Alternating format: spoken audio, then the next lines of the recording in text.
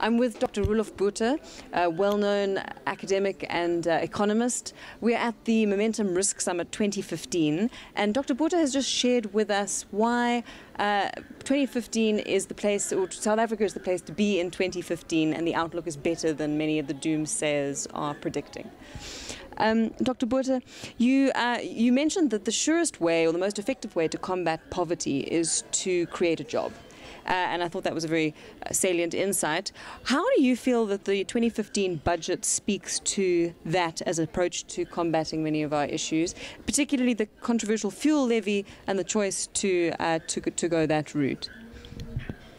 Yes, I have a bit of sympathy for Mr. Nene because they were anticipating growth of certainly above 2% last year, and it didn't happen. We got 1.5%. Now, a half a percentage point of GDP provides nightmares to National Treasury because it means, for instance, that they over-budgeted for VAT, they over-budgeted for company tax, they over-budgeted for customs duties, etc. So he was left with a, more or less a 10 to 15 billion rand headache, depending on how you look at the customs union transfer. And he had no option but to a combination of marginal increases in tax rates for the upper middle income earners, and of course the fuel levy, which is irritating, but that's been countered by the lower oil price. So quite frankly, if you were to look at this from the perspective of the average income earner in South Africa, it's still not a bad budget.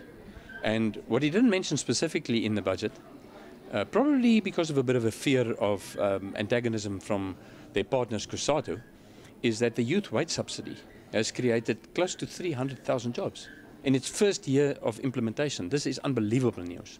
And if the youth wage subsidy could be rolled out to all sectors of the economy, we could realistically in the next 3 years create 1 million jobs just on the back of the youth wage subsidy, which creates its own momentum because you need to train these youths.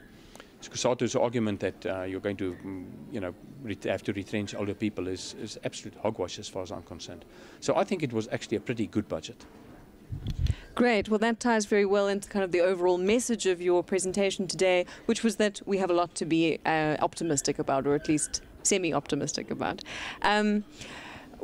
Just if you could pull out for some of those, what are the key reasons that you think we have reason for optimism? Right, just in case the viewers think I've been smoking my socks, I just want to tell you that I'm not trying to say that we're going to go back overnight to the 5% growth phase we had before the recession. And it's certainly a very challenging environment. You've got the load shedding to accommodate. You've got labour unrest from time to time, although they're very quiet right now, that most of the trade unions, I think they realise that they may have overplayed their hand. You've got an economic lethargy in Europe, which is our biggest trading partner, but the United States is starting to grow like a rocket and narrowing the gap with China.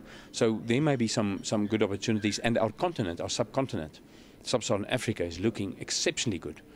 So if we can just get beyond June, when Medupi's reactor number 6 kicks in, that gives us 800 megawatt of baseload, plus about 4,000 megawatt of renewables coming into the equation over the next probably 6 to 18 months with a bit of luck, then I'm convinced that South Africa Incorporated can comfortably manage the odd occasion of load shedding. We're smart enough to do that. 75% of our economy is services orientated, where you can actually manage load shedding to a large extent.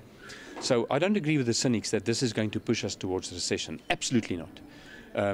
There are banking groups in South Africa, economists, that are predicting growth of above 2%, as is the IMF.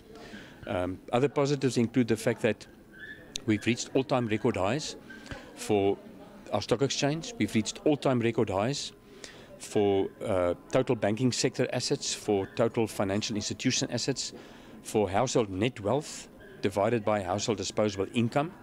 We've got low inflation, we've got low interest rates. So quite frankly, things are looking up. It means that we could probably see close to, with a bit of luck, 2.5% growth this year. Now that's 1 percentage point more than last year on the back of an economy approaching 4 trillion rand.